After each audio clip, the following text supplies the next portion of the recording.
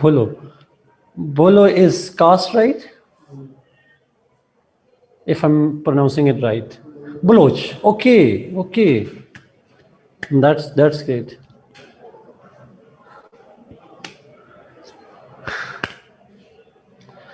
Okay जी, I guess हम 86 लोग हैं। जीपी में कौन जीतेगा? जीपी में पीटीआई जीतेगी, और कौन जीतेगा? Good evening Hanuman.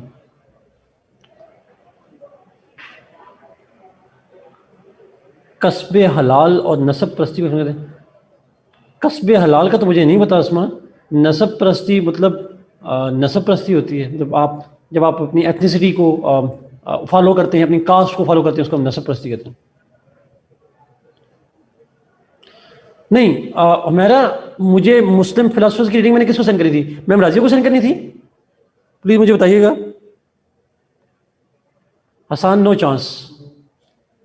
PPP yes के चांस हैं, साथ कोई शक नहीं है, बट पीटीए के चांस और पीएमएलएन का तो हर कोई चांस नहीं है।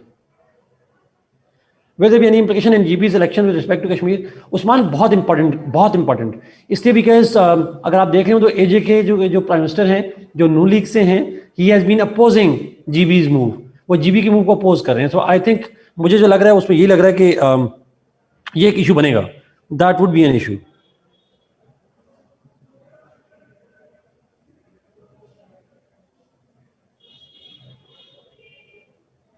अच्छा, मैं अभी सेंड कर देता हूँ ये मिस जैन को बता देना, मिस जैन कह रहा हूँ, मिस राजिया को, कि ये कर दें बच्चों को send.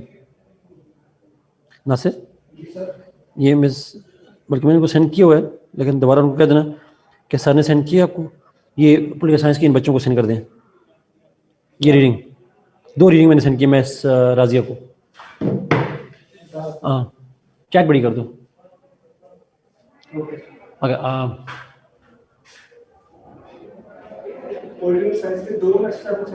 2 message send. Michael Raskin की बुक तायरा ऑलरेडी पढ़ी हुई है। हाँ, अभी के बाद माइकल रास्किन की बुक बताइएगा जी। अगर नहीं है तो मैं दोबारा सेंड कराता हूँ, लेकिन मेरे ख्याल में आपके पास है माइकल रास्किन की बुक। ये भी मैं फॉरवर्ड करता हूँ। जी जी मैम, थैंक यू मैम। दे दे मैम, दे दे मैम, उनको मैम नबीला को डायरेक्ट सेंड कर दूंगा। मैंने नहीं किया।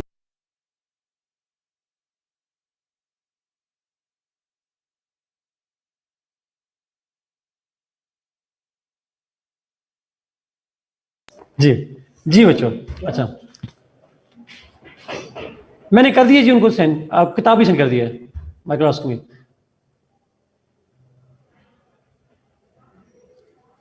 जी मैंने कर दिया है, मैंने मैम नाजिम कर दिया, वो शेयर कर देंगे अभी की है सेंड। मेरा अभी सेंड किया, अभी आपके सामने सेंड किया। माइकल रास्किन की बुक भी अभी सेंड की है उनको। आकिब रजा पॉलिटिकल साइंस की क्लासें अब रेगुलर होंगी। हमें आज भी 2 हैं, कल भी 2 हैं, कल भी 2 क्लासेस हैं, अब रेगुलर होंगी। अच्छा, अभी चेक करिए क्लास के दौरान अगर ना मिले तो हमारी 3 घंटे की क्लास के दरम्यान में मुझे याद करिएगा, मैं फिर कह दूंगा। वैसे मैंने उनको फॉरवर्ड कर दिया है, बंदा भी भिजवा दिया उनको कहने के लिए। चले शुरू करें हम, should we start?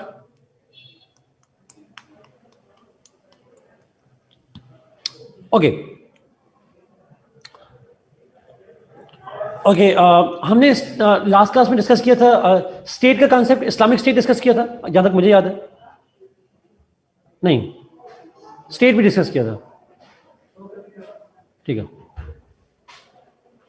Okay, let's move towards the evolution of state.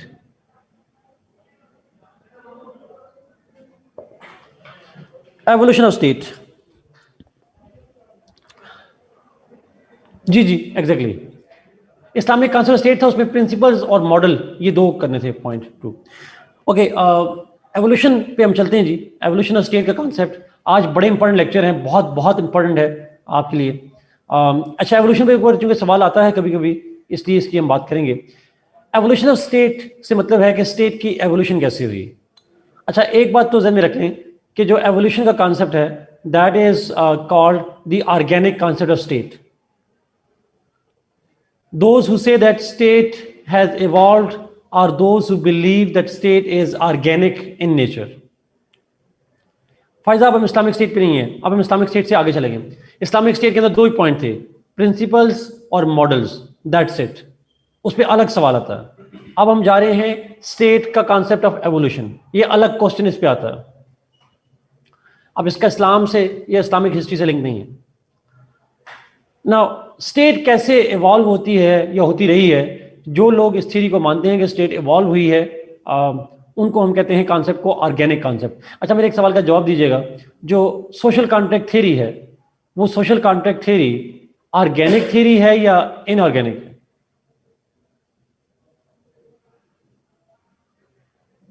It's not organic जी. Why not organic? बिकॉज जो सोशल कॉन्ट्रैक्ट थ्योरी है उसमें state was created by man, exactly such, man made है. यहाँ ऑर्गेनिक का मतलब है it has evolved over. Evolution जब होता है तो वो मैन मेड नहीं होता, it is a natural course of action. So जो हम डिस्कस करेंगे यहाँ पे, this is exactly opposite to what. तो स्टेट इवॉल्व हुई है, इसका कॉन्सेप्ट जो है वो ग्रीक्स में मौजूद था. Plato gave the concept of evolution, और बट जो थ्योरी ऑफ एवोल्यूशन है that is attributed to Aristotle. Aristotle is considered to be the pioneer of the theory of organic concept of state. He was the first one who established that analogy और उसको relate किया था. So अगर हम start करें इससे evolution of the state से, तो हम start करते हैं इस concept पे that modern concept of evolution of state says that state जो थी, जो modern state जिसमें हम रह रहे हैं, ये एक process के नतीजे में बनी, एक evolutionary process के नतीजे में बनी. और वो प्रोसेस में जब हम इनिशियल स्टेट पे जाते हैं तो जो पहली स्टेट हमें नजर आती है, the first state that we know of was the state that was called family. The first state was actually the first family.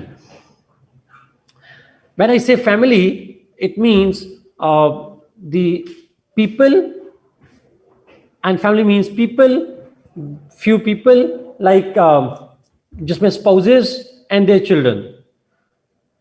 The spouses and their children, they constituted one family. ये theory कहती है कि जो दुनिया में पहले इंसान आए थे, इंडिविजुअल नहीं, दो नहीं, जब पहली फैमिली बनी, they started co-opting together, living together, and there were children that were produced, and ultimately that whole unit was called the family.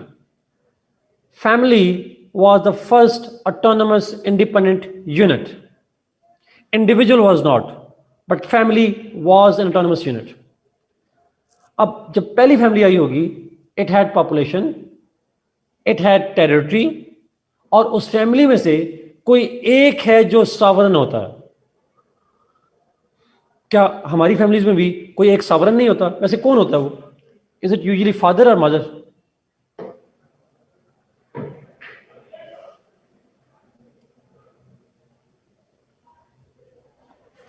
Anybody? जो मदर,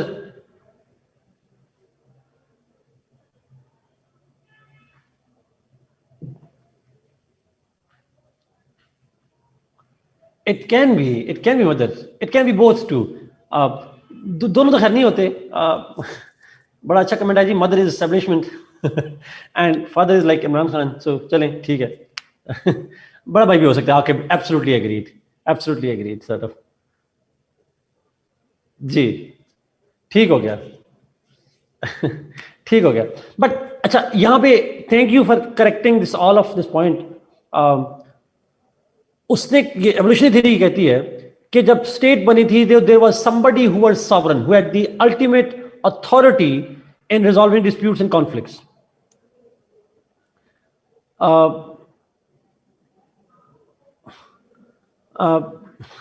मुझसे सवाल है जी, एम आई सॉवरेन? मेरी 3 साल की बेटी है, आई एम मैरिड ऑब्वियसली, और 3 साल की बेटी जो है, तो मॉडर्न टाइम्स हैं, आप लोगों ने खुद ही कह दिया मॉडर्न टाइम्स हैं, fathers are not sovereign. So इसलिए पूछने वाली बात नहीं है, it's understood. Okay, coming back to this point. जब पुराना जमाना था, in the ancient times, in the old times, जब पहली फैमिली बनी थी, when the first family was established, तो उस फैमिली के अंदर अब दो ऑप्शन थे। उसने कहा कोई सॉवरेन था, somebody was sovereign। अब यहां पे दो थेरीज हैं। सम से जीना ये पब्लिक करें जरा कमेंट, अच्छा कमेंट किया आपने। एक थेरी को हम कहते हैं पैट्रियार्की,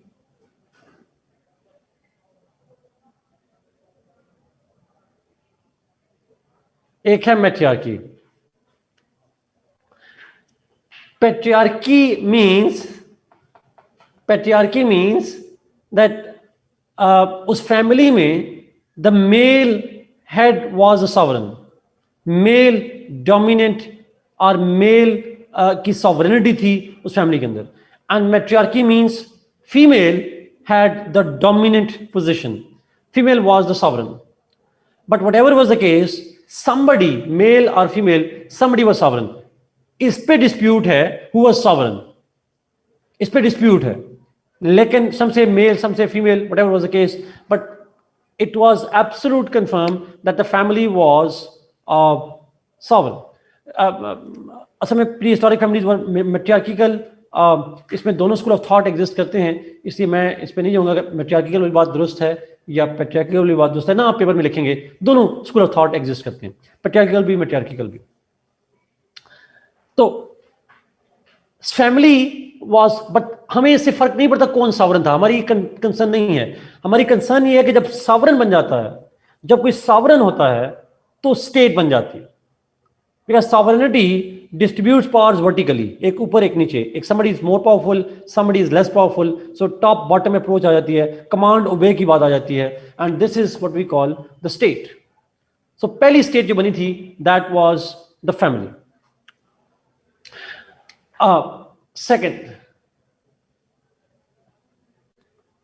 सेकंड पॉइंट, वो कहता है फैमिलीज जब बढ़ती गई from one family to multiple families. अच्छा, आपको पता है फैमिली में कौन कौन आता है? Who comes in your family? अगर आपसे पूछूं do you have a family?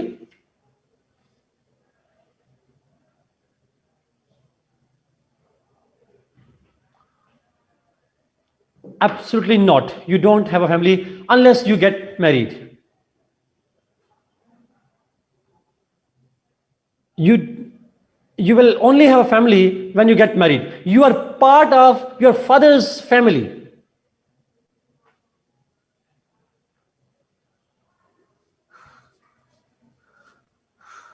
Yes, if you are married, then there are two types of families. I guess yes, mother's family, father's family, आपकी फैमिली होगी जी। अरिस्टोटल की theory है, जब मैं कहता हूँ वो कहता है तो मैं अरिस्टोटल की तरफ इशारा कर रहा हूँ साथ। Yes exactly, you are right. अच्छा, अगर आप प्लीज चेक कीजिएगा, मैं ऑनेस्टली बता रहा हूँ आपको, if you check your family, अगर आप फॉर्म बी वगैरह चेक करेंगे तो नादरा के फैमिली रजिस्ट्रेशन सर्टिफिकेट के अंदर your name will be somewhere down the list, और आपके पेरेंट्स के नाम दोनों में से या जो एक हैं या जो भी हैं उनके नाम ऊपर लिखे होंगे। आपका लिस्ट में कहीं तीसरे चौथे पांचवें नंबर पे नाम होगा।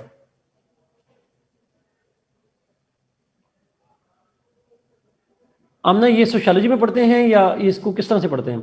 मुझे इसका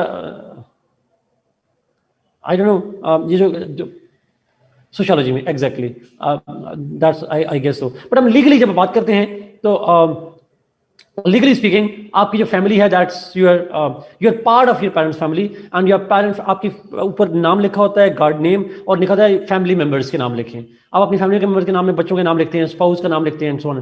तो हमारे यहाँ तो ऑफिशियली वैसी पैट्रियार्की है, तो वो फादर के नाम से आपकी फैमिली जो है वो स्पेसिफाई हो रही होती है। सो लीगल स्पीकिंग की मैं बात करूँ, पाकिस्तान की बात करूँ ऑब्वियसली। ट्रू।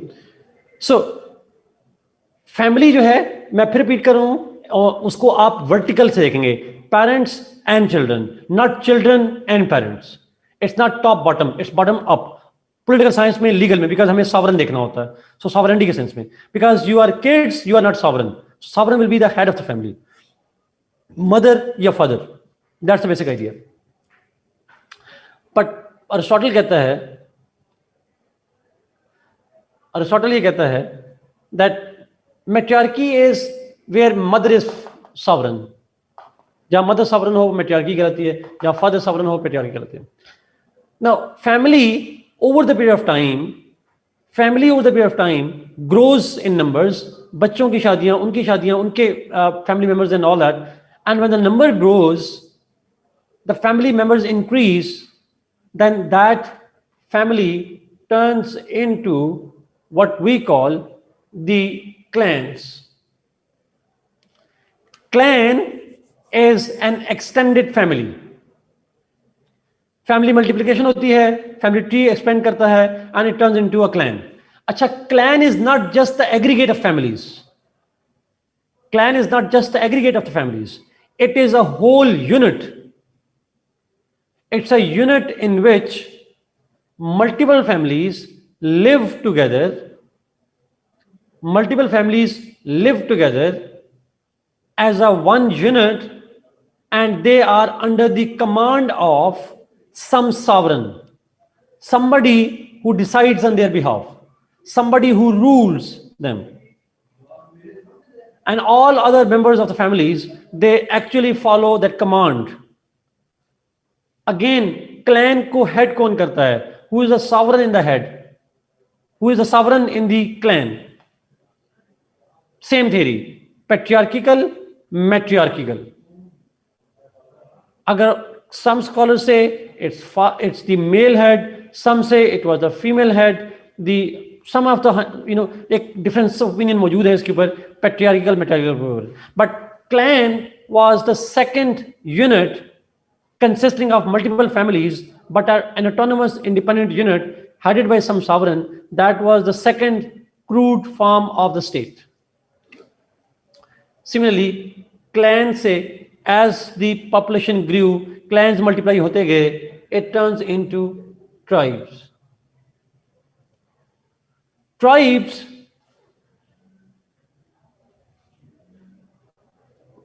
ये क्या है, हमें नहीं पता इस लैंग्वेज का.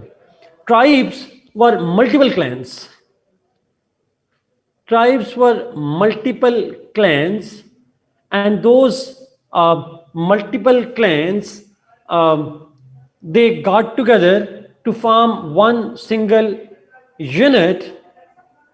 Those clans formed one multiple unit and established an autonomous unit of tribe. Multiple clans formed tribe. But tribe was again not just the aggregate of clans, rather it was a complete independent unit. I repeat this point.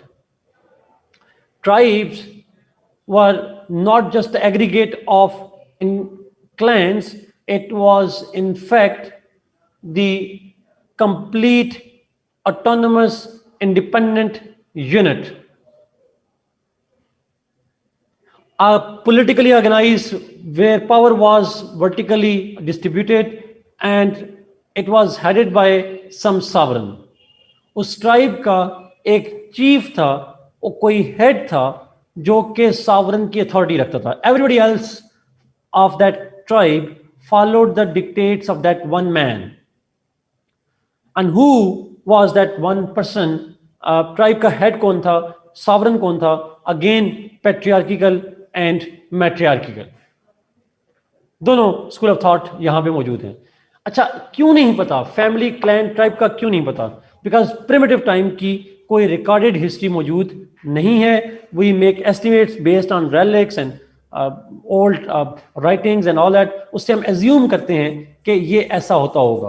Patriarchal के भी hints मिलते हैं, मैट्रियार्किकल भी मिलते हैं, but कुछ scholars कहते हैं कि नहीं, कुछ जगह पे पैट्रियार्किकल, कुछ पे matriarchal. It was a variety of people. So somehow family, clan, tribe, इनके बारे में हमारी सारी assumptions हैं based on historical artifacts, based on historical documents and so on and so forth. Recorded history नहीं है उस हवाले से. अच्छा, क्वेश्चन है जी, what do I mean by not just aggregate? अच्छा, एग्रीगेट का मतलब ये होता है, ऐसा नहीं था कि चार इंडिविजुअल इकट्ठे हुए और एक स्टेट बन गई, बल्कि मेरा मतलब ये था कि दे पांच ने मिलकर एक कंप्लीट यूनिट बना दिया. जैसे आपकी छोटी सी मिसाल दूं आप लोगों को.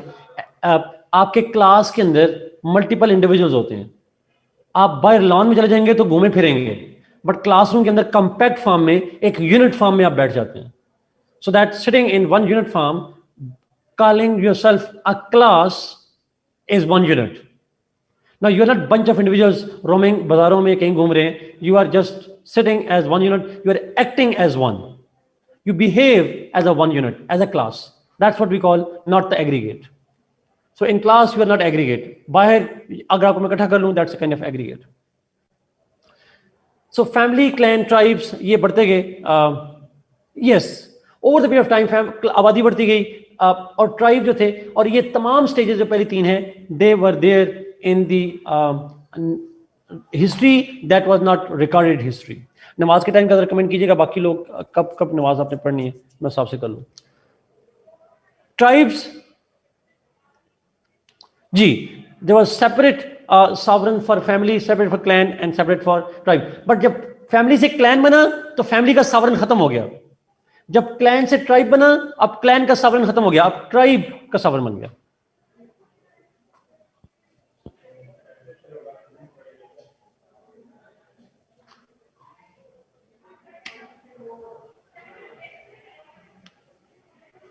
मोस्टली बच्चों ने नमाज पढ़ ली है जी.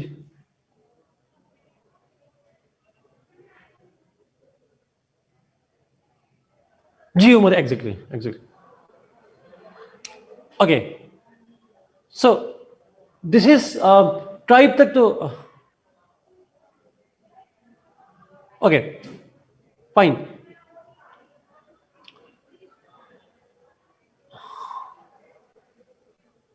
जी जी, ट्राइब्स तक तो हम बात आ गई, ट्राइब्स तक तो बात हो गई सारी की सारी. नाउ द पॉइंट इज, जो ट्राइब तक तो बनने के बाद जब हम नेक्स्ट स्टेज पे जाते हैं तो ट्राइब्स जब ग्रो करते गए तो अब फिर टाइम बना, एक ट्राइब से नई फॉर्म ऑफ स्टेट बनी जिसको हम कहते हैं city state.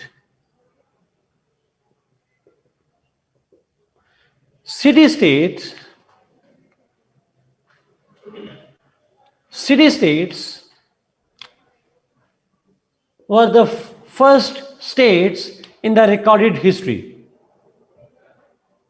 City states were the first states in the recorded history of the human beings.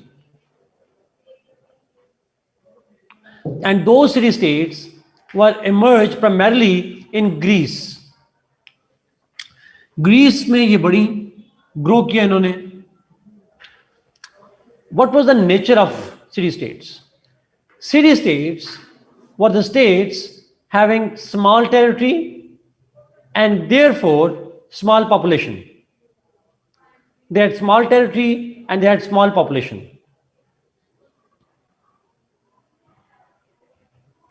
Simple लफ्जों में हम पढ़ चुके हैं ग्रीक की दफा, a city that was having a complete autonomous independent status of a state. अच्छा, लेकिन एक प्रॉब्लम है, ग्रीस के अंदर इसी सिटी स्टेट बनी बिकॉज ग्रीस की टोपोग्राफी ऐसी है, आइलैंड्स हैं या माउंटेन वैलीज हैं, और एक माउंटेन वैली में एक शहर में दूसरे शहर से डिस्कनेक्ट होता था ज्योग्राफिकली, और डिस्कनेक्ट होने की वजह से, because of this disconnect, what used to happen was they were having separate culture, separate laws, separate rules, separate rulers, तो अलग से बन जाते थे, और आइलैंड है तो वैसे ही डिस्कनेक्ट हो जाता है. सो city states were autonomous independent states but consisting of a small territory, and that's why we call them cities. So limited population, limited territory, but having the full feature of a sovereign independent state. लेकिन question ये था कि city states में, Greeks में है, time frame कौन सा है? So the time frame is around 1000 BC. Around 1000 BC में city states were established, or they continued for over 1000 years. 1000 साल तक तकरीबन नहीं है सिटी स्टेट का कॉन्सेप्ट रहा है, और उसके बाद वो किस में ट्रांसफॉर्म हुआ उस पर हम बाद में जाएंगे. But just to give you few examples, आप 2-3 एग्जांपल जरूर लिखिएगा. आप लिख सकते हैं एथेंस की एग्जांपल लिख सकते हैं, आप स्पार्टा की एग्जांपल लिख सकते हैं. These were the 2 most prominent of different city states that existed in Greece at that time. Athens, Sparta. Around 1000 BC के करीब जो है वो ये सिटी स्टेट का कॉन्सेप्ट रहा. Now city states were actually enlarged tribes. जब tribes बड़े हुए, grow किया तो city state बनी. The population was greater than the tribes, but obviously less than what is today. और rule क्या था? Government का system क्या था? What was the system of the government in it? Now, there was no uniform system in the Greek city-states. There was no uniform system. Different Greek city-states had different systems. For example, they had direct democracy. There was direct democracy. And there was also monarchy. And Sada, I absolutely agree with you on this one. At the time of Aristotle, not necessarily all the time, but at the time of Aristotle, there were 6 types. लेकिन throughout Greeks में 6 types थी, ये जरूरी नहीं है. It is not necessary at that time. So whatever is the case, हम ये समझते हैं कि हम इसको जुमलों में एक कहेंगे कि there was no fixed or limited number of types of governments over there. They varied from state to state and from time to time. Some of them are, आप डायरेक्ट डेमोक्रेसी कह सकते हैं, आप अरिस्टोक्रेसी कह सकते हैं, आप monarchy कह सकते हैं. You can call it whatever you like. So ये बेसिकली सिटी स्टेट्स का कॉन्सेप्ट था जो ग्रीक्स के टाइम पे रहा until 1000 BC. But from 1000 BC up to the birth of the Christ, city states तो रहीं, but city states then transformed into what we call empires. Slowly and gradually, city-states expanded themselves to establish what we call the empires. One of the most ancient empires was the Roman Empire, and also the empire established by Macedonia, जिसको Alexander's empire कहते हैं, और वो Roman Empire ही में convert हुई बाद में जाके. But Roman Empire was one of the oldest empires of the time. And it was established just before the birth of the Christ. It was established, so the empire system tha, that started happening and establishing during the life of Aristotle. Aristotle की life में, यानी उस time पे, Alexander was the first one who started expanding the territories and who was the first one to have established the large states जिनको हम empires कहते हैं. So Roman Empire से शुरू हुआ काम, then it turned into a Holy Roman Empire, then Persian Empire, then the Muslim Empire, और फिर उससे आगे चलते जाएंगे तो different European empires भी बनती रहीं. So this empire system lasted for almost more than 1000 years. But in fact, if I say it lasted approximately 2000 years. It lasted approximately for around 2000 years. अच्छा, लास्ट मेजर एम्पायर जो establish करने की कोशिश की गई वो हिटलर की तरफ से थी, बल्कि अमेरिकन तो रशियन सोवियत यूनियन को भी एक एम्पायर कहते हैं, बट हम उसको नहीं कहेंगे. Last empire was abolished in world war 2.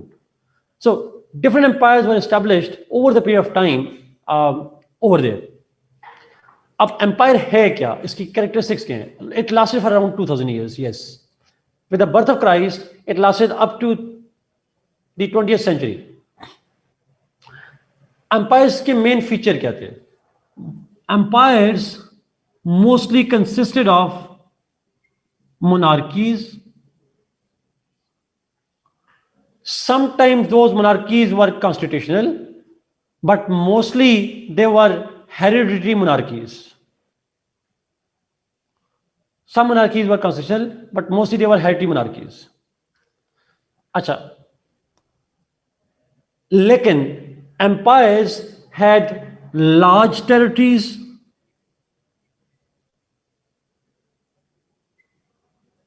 they had large population,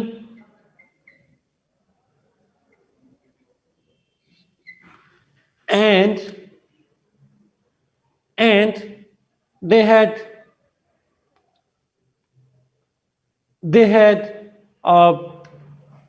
बहुत इंपॉर्टेंट पॉइंट है, flexible borders.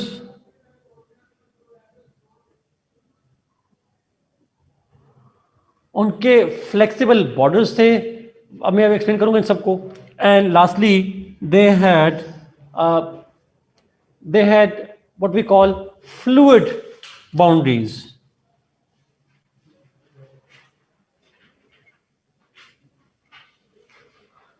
Let me explain.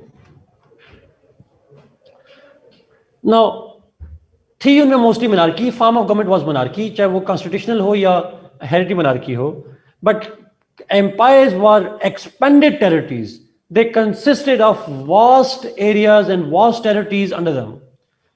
And if the territory would expand, so will the population. Vast territories, vast population, and their borders were flexible.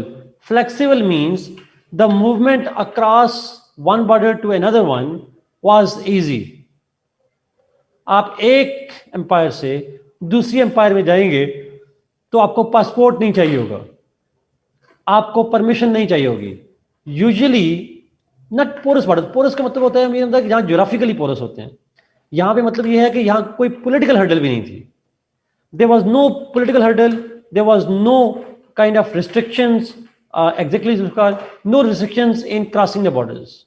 You would move from one empire to another empire, and you didn't need a visa. You didn't need a resident permit, and you didn't need a kind of citizenship or green card or yellow card or jobi card. So you didn't need anything at all.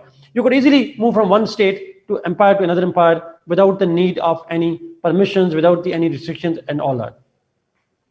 और सिर्फ इंसान नहीं, even the goods would move freely from one state to another state. So शाम से चीजें आ जाती थी मक्का में, मक्का से चली जाती थी श्रीलंका में. So they would move goods as well as the people without any restrictions.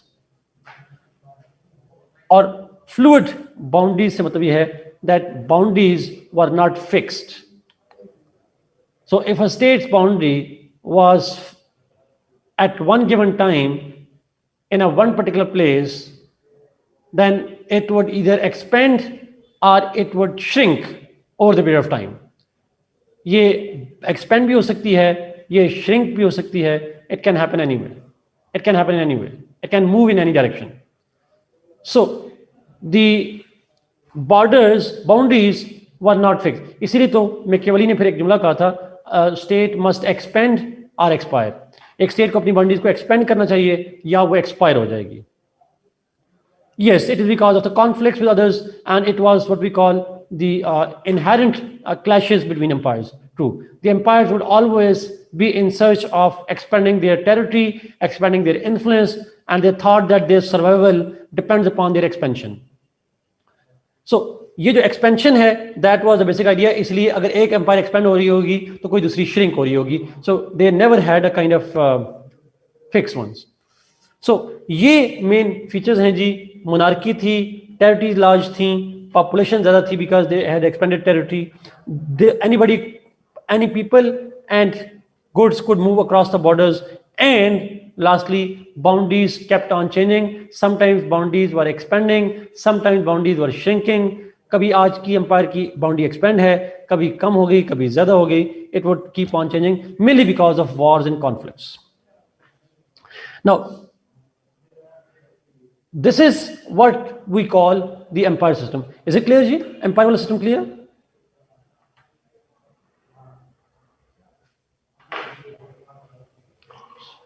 Okay.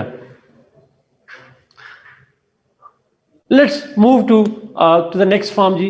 Empire से states evolved from empire.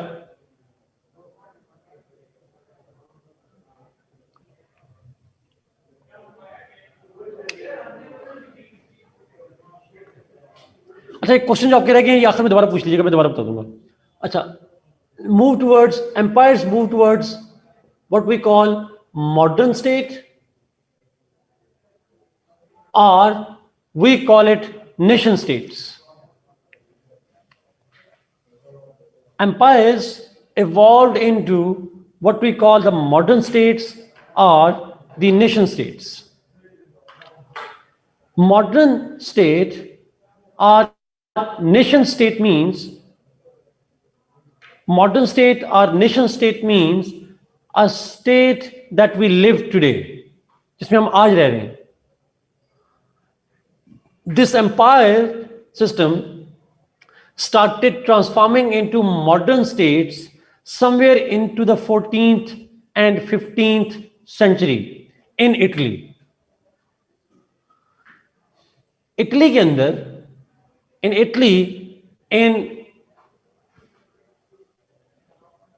Italy in the 14th and 15th century, empires transformed into gradually but gradually they transformed into modern state. अच्छा, अब ये जो transformation है from empires to modern state, this started happening in Italy, but the most important and catalytic feature of this transformation was the Treaty of Westphalia, which was signed in 1648. Exactly. जी भाई, 1450 century. Sir, absolutely. Treaty of Westphalia.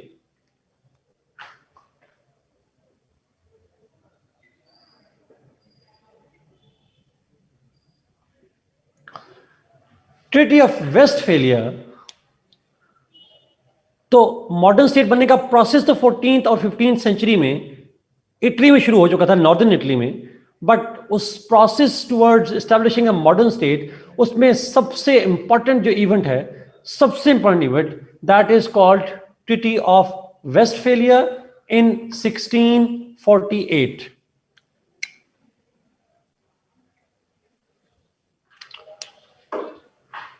अच्छा, 1648 में ये treaty हुई, इसको piece of Westphalia भी कहा जाता है.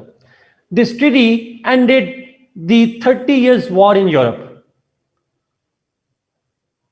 This treaty ended 30 years war in Europe, which was primarily a sectarian and religious wars. Peace of Westphalia कहते हैं. 30 years तक, 1618 से लेकर 1648 तक यूरोप के अंदर डिफरेंट वॉर्स हुई between different sects, between different empires who claimed the divine right. Different states थी, डिफरेंट एम्परर्स थे हु क्लेम्ड डिवाइन राइट्स, और डिफरेंट सेक्ट्स थे. सो एक क्लैश शुरू हुआ होली रोमन एम्पायर के अंदर, और उस क्लैश के नतीजे में regional states got involved, and ultimately that war became the European war. उसको अपने वक्त की मेजर वॉर कहते हैं, वर्ल्ड वॉर या यूरोपियन वॉर कह लें, जो 30 years तक लड़ी गई.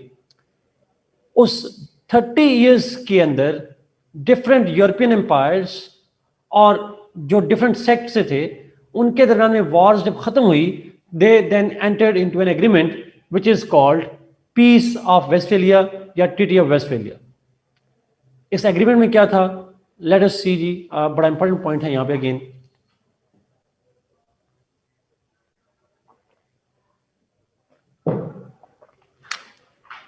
And Treaty of Westphalia, it was decided by the Europeans that they will follow certain rules in their states. They agreed to establish some norms and some principles for the statecraft. One, concept of nationhood was defined. This treaty stated that all those people living within the boundaries of the state, all those people living within the boundaries of the state shall be one nation. एक मुल्क की territory के अंदर तमाम रहने वाले लोग nationhood करेंगे. One state will have one nation, and there will be no difference, and there will be no difference on the basis of ethnicity, on the basis of religion, sect, etc. Whatever is your religion, whatever is your sect, but you are part of one nation. So some common bond was developed among the people, and that bond among people was developed by the common territory. The bond among people is developed by the common territory. अच्छा, तो एक territory के अंदर रहने वाले लोग, चाहे वो किसी भी मजहब से हों, उन तमाम की आइडेंटिटी सेम है, तमाम की आइडेंटिटी सेम है, तमाम की कॉन्सेप्ट ऑफ नेशन सेम है। सो टेरिटोरियल नेशनहुड का कॉन्सेप्ट जुल्फिकार, या इसको टेरिटोरियल नेशनलिज्म का कॉन्सेप्ट कहते हैं, जो इलामा इकबाल में मैंने आपको बताया था। सो टेरिटोरियल नेशनलिज्म का कॉन्सेप्ट यहां पे ट्रीटी ऑफ वेस्टफालिया के अंदर डिफाइन हुआ। इसीलिए मॉडर्न स्टेट का नाम भी है nation state, which simply means one state is equal to one nation or one nation is equal to one state. अब इसको यहां पे डायरेक्ट तो नहीं है, बट आप जरूर प्लीज रिलेट कीजिएगा। टू नेशन थ्योरी का जब कहा गया तो जना साहब और मुस्लिम लीग कहती रही there are two nations in India. तो अगर इंडिया में दो नेशंस हैं, can there be one state in it? Treaty of Westphalia ने कहा इट कांट बी। तो हमने अंग्रेजों को बताया आपने ही 300 साल पहले ये साइन किया था, और आपने कहा था दो नेशन हो तो दो स्टेट, एक नेशन हो तो एक स्टेट। तो हम आपको बता रहे हैं ना कि हम डिफरेंट नेशन है उनसे। If we are different nation then we deserve the right to have a separate state. इसीलिए तो अगर मैं आपसे पूछूं, जिन्ना साहब डायरेक्ट भी तो ना लगा लेते, मुसलमानों के लिए अलग मुल्क चाहिए, अलग कौम बताने की क्या जरूरत थी? Why he needed to convince Britain? Because खुद भी गोरों से पढ़े थे, he lived in Britain, he knew how to convince Britain, and he told them that it was your ancestors who signed this agreement. You are established, Britain was established on the principles of a nation state. Why not us? So in order to demand a state, he had to claim that Muslims are a separate nation. क्या ये excuse था? क्या ये बहाना बनाया गया? क्या he literally believed in that? This is not of our discussion, but what I know is this worked well for him. It worked for him. So Britishers were convinced ultimately. तो ये concept के एक state के अंदर आप ऐसे बताएं, आप क्रिश्चियन हो, मुस्लिम हो, ज्यू हो, पाकिस्तान के शहरी हैं, तो आपकी नेशनलिटी एक ही होती है, और वो है पाकिस्तानी। ये क्वेश्चन आया जी, but sir they lived under a single territory, didn't they? Yes, but problem ये है कि इंडिया में जब वो सिंगल टेरिटरी में रह रहे थे तो that India was not a state, उसका स्टेटस स्टेट का भी नहीं था। That was the problem. Iqbal was having different perspective. No, Iqbal actually का पर्सपेक्टिव इससे मिलता है, it make sense for him. मैं उनसे वो इस्लामिक नेशनलिज्म की बात करते हैं, लेकिन इस्लामिक नेशनलिज्म के अंदर फिर उसको कहते हैं हमारा इस्लामिक सब नेशनलिज्म, तो सब नेशनलिज्म में जाता है जी, एग्जैक्टली। एनीवे, इंडिया स्टेट नहीं था तो क्या था? India was a colony eight that time, British की कॉलोनी थी, एक स्टेट तो नहीं थी India. Was India sovereign eight that time? आपसे पूछ रहा हूं। सॉवरेन नहीं था तो इंडिया को हम स्टेट कैसे कह सकते हैं?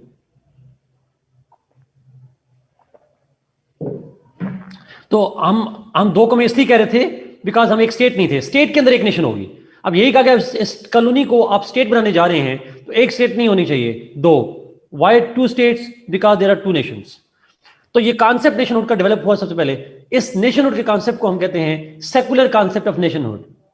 टेरिटोरियल नेशनलिज्म है, सेकुलरिज्म का कॉन्सेप्ट है, बिकॉज नेशनहुड का लिंक टेरिटरी से है, रिलीजन से नहीं है।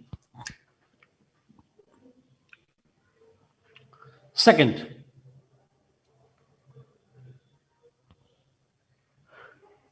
इस ट्रीटी में कहा गया that state shall have sovereignty. A state shall be sovereign in its internal and external affairs.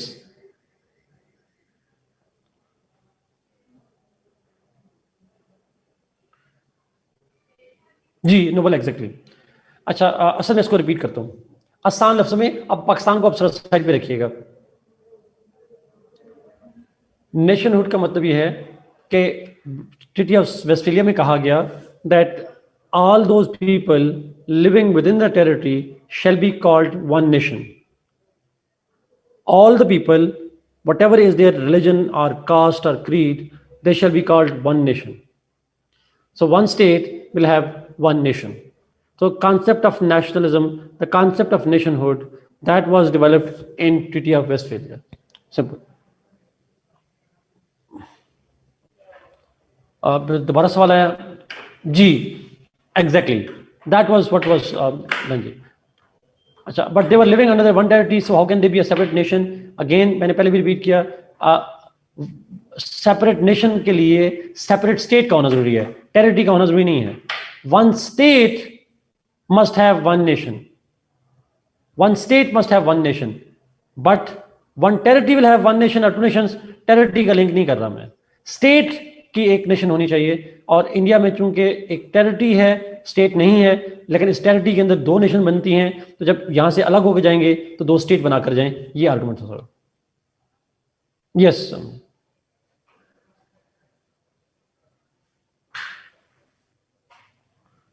बड़ा इंपॉर्टेंट सवाल है, हमने इसको पब्लिक करिएगा प्लीज, बहुत इंपॉर्टेंट है. जी अमीर हमजा, एब्सोल्युटली एग्री जी, आप बिल्कुल ठीक कह रहे हैं इसको. Nation state define the nation define the territory, not the other way around. True. And obviously the other way around भी इस तरह से.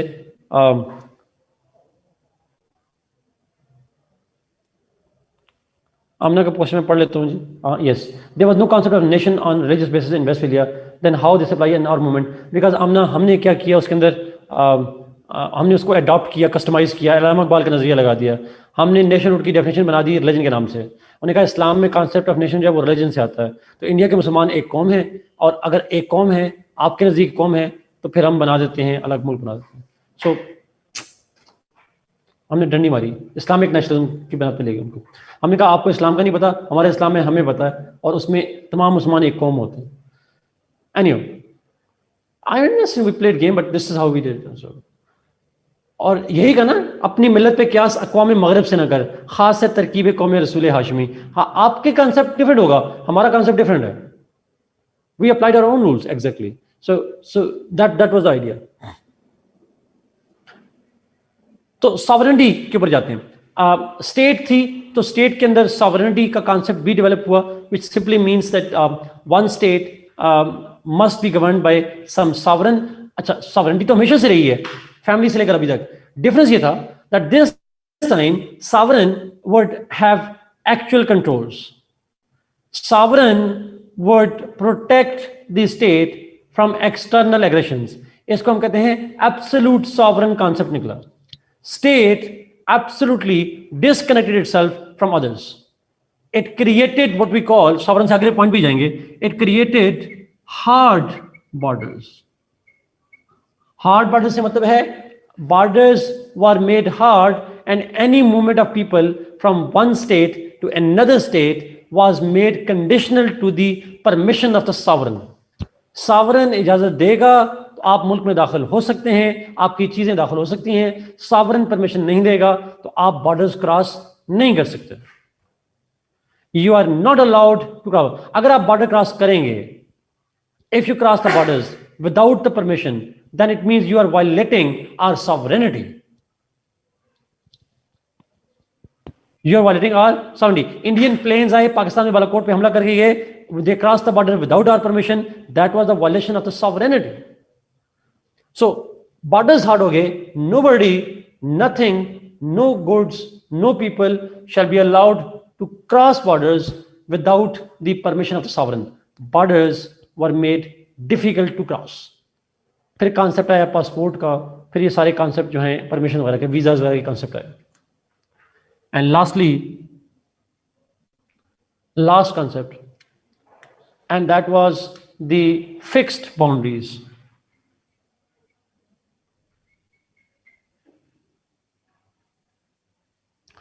Boundaries were demarcated and fixed. States were now not allowed. States were now not allowed to change their borders unilaterally.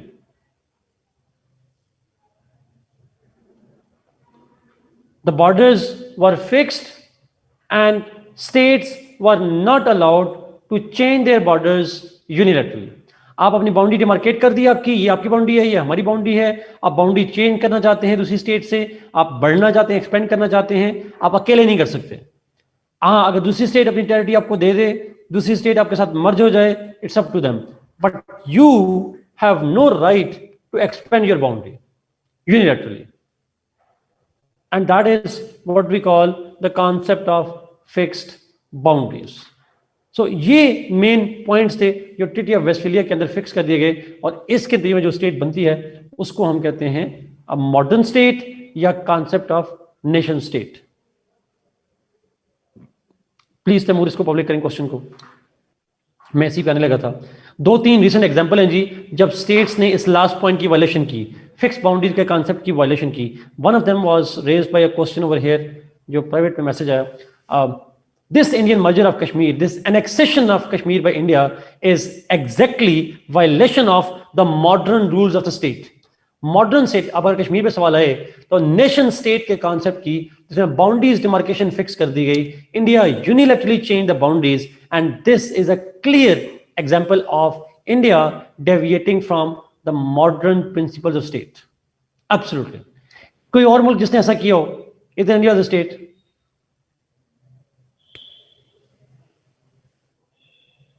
Israel, Russia, Israel annexed Jerusalem.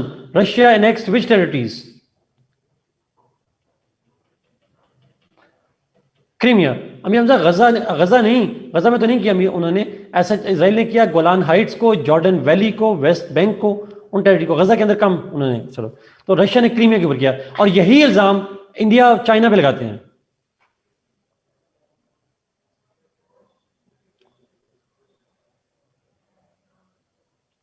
Ladakh पे exactly question है जी, हमें क्यों डर लगता है कि इंडिया अटैक करेगा? बिकॉज दुनिया भर में स्टेट्स लॉ इस प्रिंसिपल की वायलेशन करती हुई हैं। There are lots of states who violated. Russia ने वायलेशन कर दी, क्रीमिया पे कब्जा कर लिया। Iraq tried to do so in Kuwait. Doklam की टेरिटरी जो भूटान के अंदर है, वहां भी इशू है। सो स्टेट्स ऐसी वायलेशन कर लेती हैं, it may happen with that. So ये मॉडर्न कॉन्सेप्ट ऑफ स्टेट है जी, जिसकी हमने बात की। And this is all about the evolution of state. कोई सवाल रह गया तो प्लीज पूछें, if you have any question left to ask.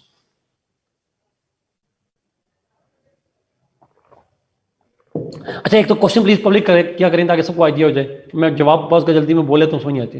It's a request please, अगर आप समझते हैं कि कर सकते हैं तो। एक क्वेश्चन आया, this treaty is followed by whole world or it's a European treaty? It's a European treaty, but gradually it was followed by everybody. It's a European treaty, but it is followed by everybody since then. Gradually follow हुआ, gradually, not suddenly, but gradually. Political representation is also characteristics of nation state. What does it mean? Do you mean democracy? Jazina ने पूछा, do we give examples like what you are saying of Kashmir, etc.? Not necessarily, बिल्कुल भी जरूरत नहीं है।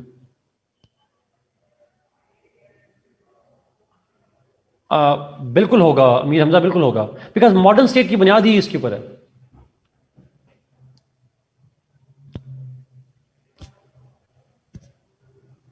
कोई सवाल नहीं है।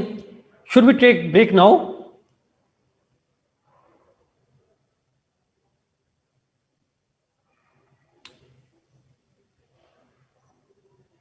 7 बजे डन, 7 बजे।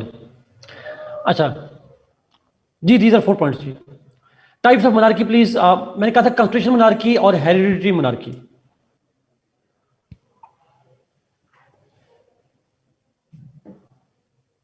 नासिर, बोर्ड की पिक्चर मैं तुम्हें सेंड कर रहा हूं, तुम कर देना आगे जी। ओके, लेट्स मूव, आगे चलते हैं जी।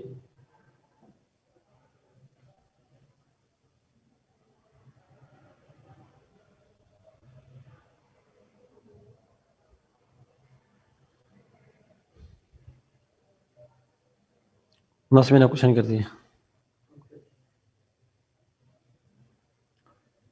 आज पता है कि मेरे हेयर वाइट है। मेरे हेयर शुरू से वाइट है, बचपन से वाइट है।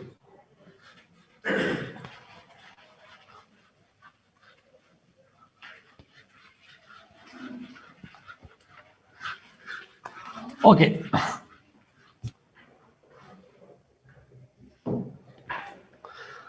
ओके जी, चलते हैं आगे।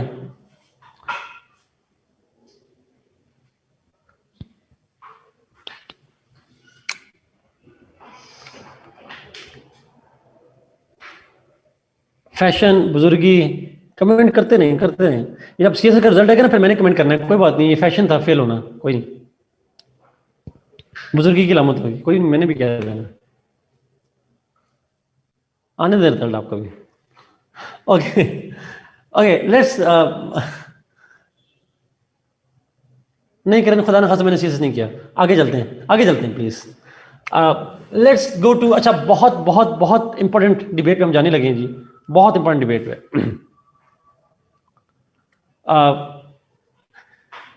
अच्छा हम डिस्कशन जब अभी करेंगे गवर्नमेंट के ऊपर, अच्छा ये प्लीज़ ऑल ऑफ यू जो इस वक्त खाना खा रहे हैं, ड्राइविंग कर रहे हैं, कुछ भी कर रहे हैं, प्लीज़ ये पॉइंट गौर से सुनिएगा प्लीज़, प्लीज़ इसको ज़रूर करिएगा, सुनिएगा, क्योंकि ये जो अभी डिस्कशन हम करेंगे अभी इसके बाद की पेपर 2 आपका आधा इस डिस्कशन पे डिपेंड करेगा। हाँ मैंने मैकडैले को कहा है, उसकी गाड़ी को, शहबाज की गाड़ी को साइड कर दी। अच्छा नाउ क्वेश्चन इज कि जो आपकी ये डिस्कशन है ये आपका आधा पेपर 2 करेगी। इनफैक्ट आपको पेपर 2 बहुत मुश्किल लगेगा अगर आपको ये समझ नहीं आएगी तो प्लीज मैं फिर रिपीट करूं बार बार, यू विल नॉट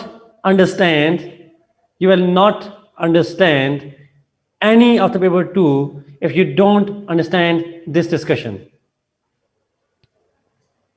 ये बात समझ आ रही है आपको? ये बात प्लीज कमेंट करें कि आप सारे मुझे सुन रहे हैं। I want to know how many of you are listening to मी।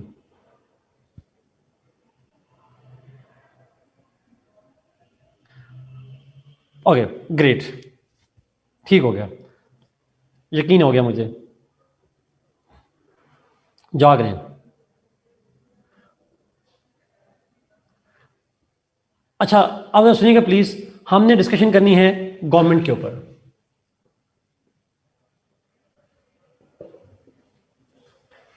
हमें डिस्कशन करनी है गवर्नमेंट के ऊपर। होता यह है कि यहां पे नहीं मारिए, मुश्किल नहीं है, 15-20 मिनट का छोटा सा काम शुरू करते हैं, ये अगला 1.5 घंटा ऐसे भी चलना है, तो ब्रेक वैसे भी लेनी पड़ेगी, तो 15-20 मिनट बाद लेंगे, कोई इतना मुश्किल नहीं। जहां पे आप लोगों का मोस्टली लोगों का कंसंट्रेशन लेवल लूज हो जाए मैसेज करिएगा, मैं ब्रेक कर लूंगा, कोई मसला नहीं। बट एक दो की खातिर हम क्या करें, खैर है, मेजॉरिटी लीडरशिप की बात कर लेते हैं। ओके नाउ आयशा, हम साइंस को नहीं मानते, हम अरिस्टोटल को नहीं मानते, हम सोशल साइंस वाले हैं। अच्छा पॉइंट जी, पेपर 2 में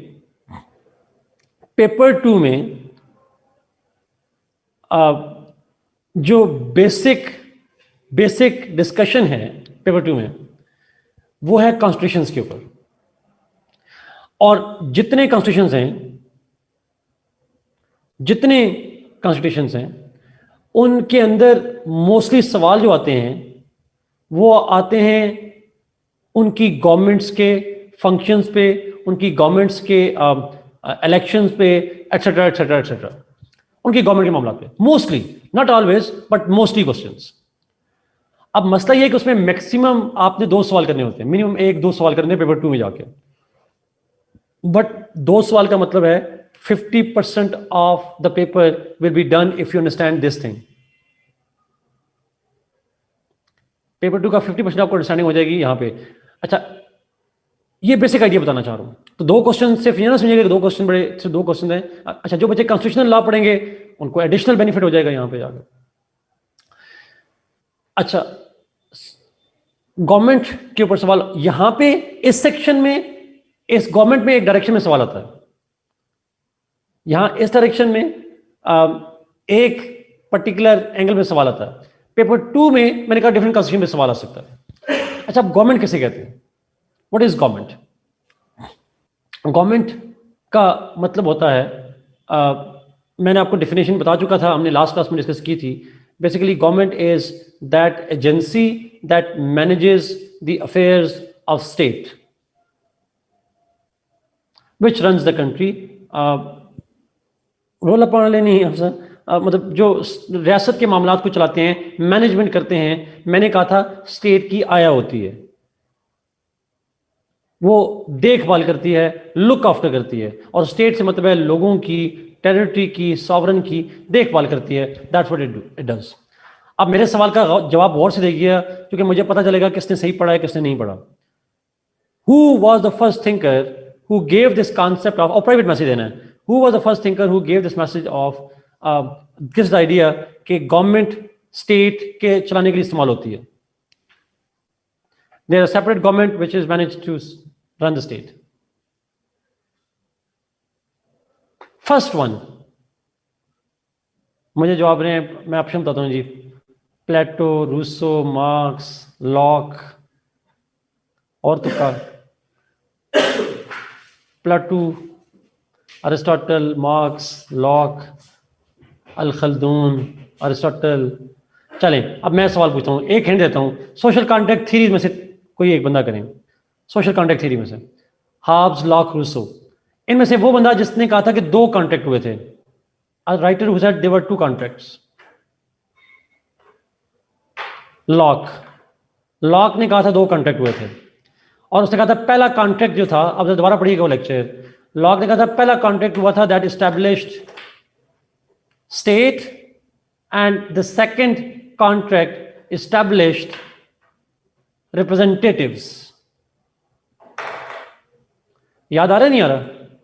जिनको नहीं याद आ रहा लेक्चर दोबारा देखिएगा वो वाला.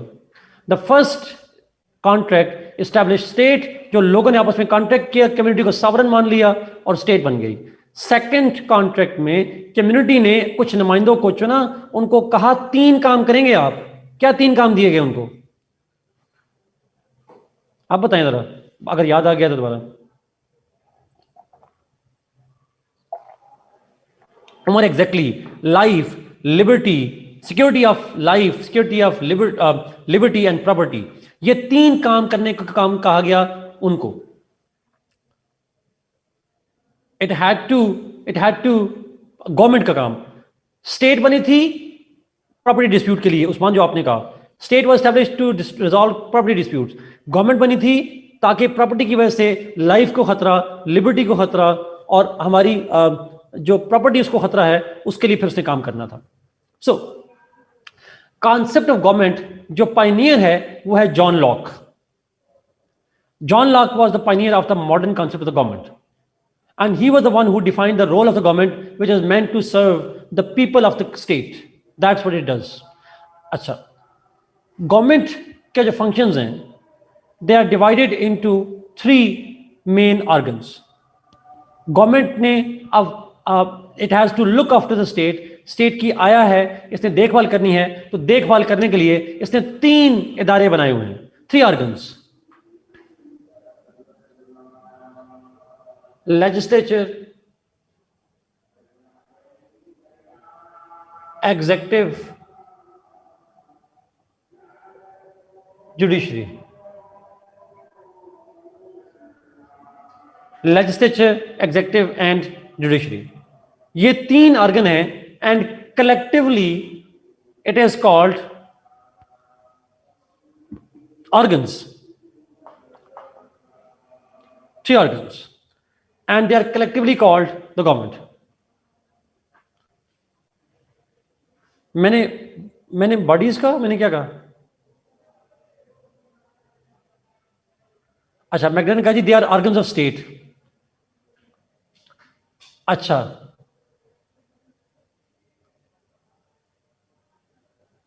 अब जरा आते हैं जी, ये ऑर्गन्स ऑफ गवर्नमेंट हैं या ऑर्गन्स ऑफ स्टेट हैं?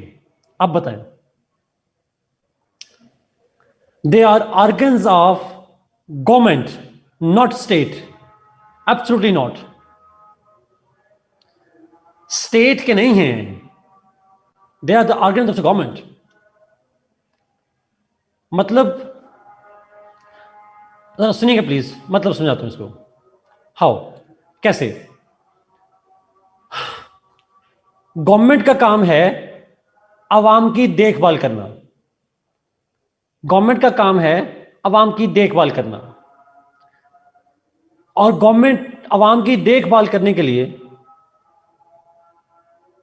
अच्छा ये बात ठीक कह रहे हैं जी, क्वेश्चन आया आप स्टेट और गवर्नमेंट के दरमियान में डिफरेंस बता दें तो ज्यादा अच्छा हो जाएगा. Let me put it here. State और गवर्नमेंट, एक It's a broad concept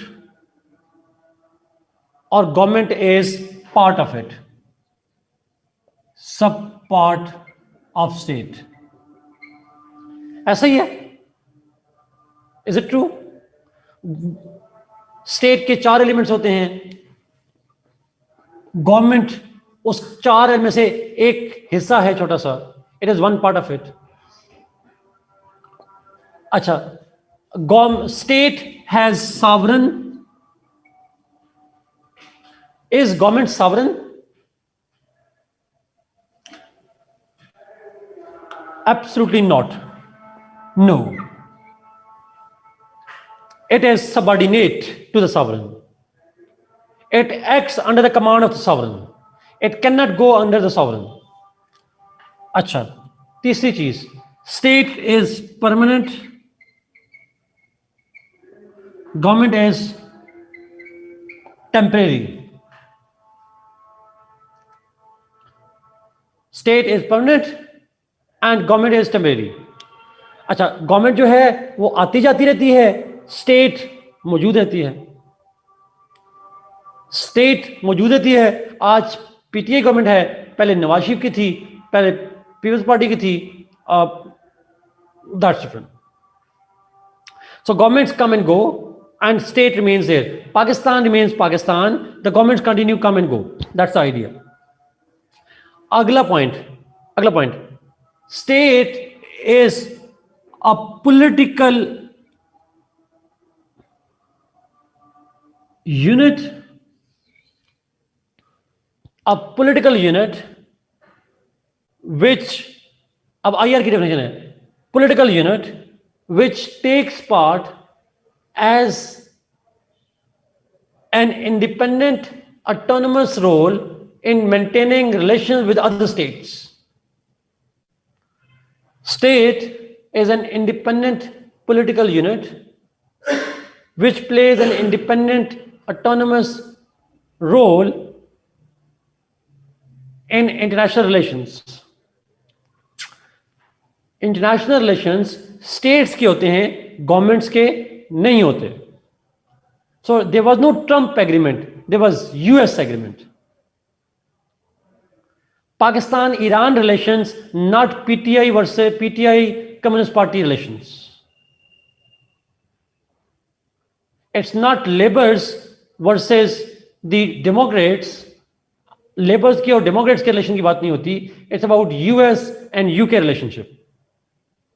So governments जो हैं, governments के relationship international relations नहीं कहलाते, state के relations international relations कहते हैं.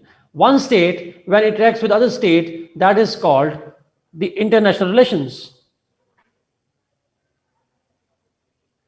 यस अली, एब्सोल्युटली, बिल्कुल ठीक है आपने, बड़े अच्छे लफ्ज़ हैं आपके. मैं इसको कोट करूंगा अली हमजा के वर्ड्स को. अली ने कहा states act through government. Yes, state is represented by the government. मैंने लफ्ज़ यूज किया लॉक का, रिप्रेजेंटेशन. कम्युनिटी को रिप्रेजेंट करती है, स्टेट को रिप्रेजेंट करती है government. It represents the, it acts on their behalf. जिसको अथॉरिटी लेटर दिया जाता है, हमारे बिहाफ पे आपने ये काम करना है. Sort of, is it clear जी? ये समझ आ रही बात की? तो सुप्रीम स्टेटस किसका हुआ, स्टेट का या गवर्नमेंट का? स्टेट का. गुड. स्टेट के 4 एलिमेंट्स हैं. स्टेट के 4 एलिमेंट्स हैं और वो 4 एलिमेंट्स हम पढ़ चुके हैं. Population, territory, government, sovereignty. उसका एक एलिमेंट है गवर्नमेंट. अब गवर्नमेंट आगे कितने पार्ट्स पर है? 3 पार्ट्स पर. मैं सॉरी अगर आप मुझे एक सिंपल लैंग्वेज में इस्तेमाल करने दें. तो ये जो लेजिस्लेचर, एग्जीक्यूटिव, जुडिशरी हैं, ये गवर्नमेंट का हिस्सा है और गवर्नमेंट स्टेट का हिस्सा है. तो आसान असम स्टेट इनकी दादा दादी बन जाते हैं. आप समझ आ रही है बात क्यों? इससे आसान नहीं हो सकता सॉर्ट ऑफ. ओके, अब आगे चलते हैं थोड़ा सा. पोते पोतियां हैं सॉर्ट ऑफ, ये अब जैसे कह लें, they are part of the government and government is part of the state. ये बेसिकली इस तरह से बन जाता है. मैं इस पे ऊपर आऊंगा, मैं इसके ऊपर आऊंगा, इस डिबेट पे आते हैं बाद में। पहले ये चीज अंडरस्टैंड करेंगे, लेजिस्लेचर, एग्जीक्यूटिव, जुडिशरी, ये हम कहलाते हैं गवर्नमेंट के 3 ऑर्गन्स। अच्छा, लेजिस्लेचर का बेसिक काम है लॉ मेकिंग, एग्जीक्यूटिव का बेसिक काम है लॉ एग्जीक्यूशन, जुडिशरी का बेसिक काम है लॉ एडजुडिकेशन। जी दलित, मैं आपकी बात समझ गया हूं। मैं उसी वक्त आपने जब कहा था मैं उसी वक्त समझ गया था, बट मैं इस पे ऊपर अभी आऊंगा। लेकिन अभी बच्चों को समझाना है ना, मैंने एबीसी से समझाना है। शायद आपका लॉ का बैकग्राउंड हो, मेरा ख्याल है, आप मुझे लग रहा है, बट बाकी बच्चों को शुरू से समझाऊंगा। Legislature, law making body of the government, executive is law executing body of the government, and judiciary is actually law adjudication. law adjudication क्या होता है?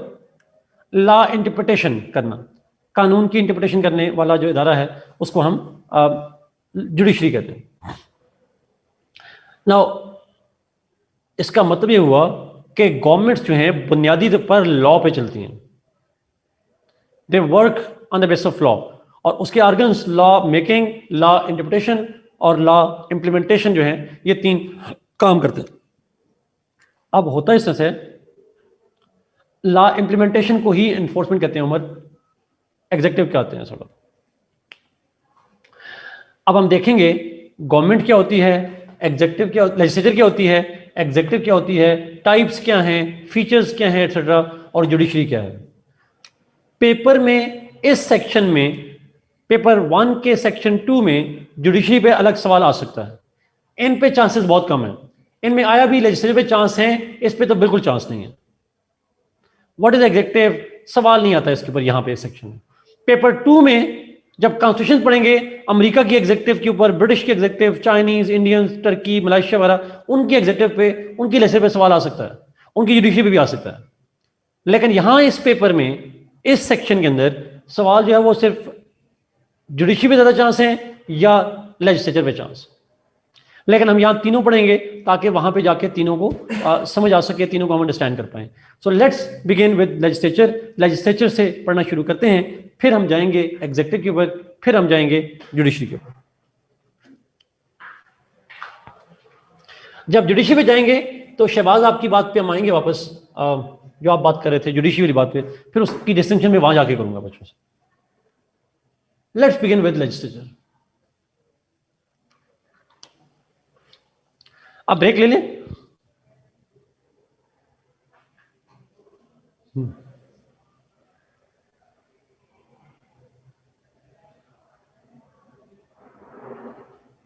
अभी स्टार्ट नहीं किया, फ्लो नहीं टूटेगा। Okay, let's take break, 7 minutes की ब्रेक लेते हैं, या 7 PM शॉर्प। लेट्स, नहीं 7 मिनट की ब्रेक काफी है, 7 मिनट्स की ब्रेक।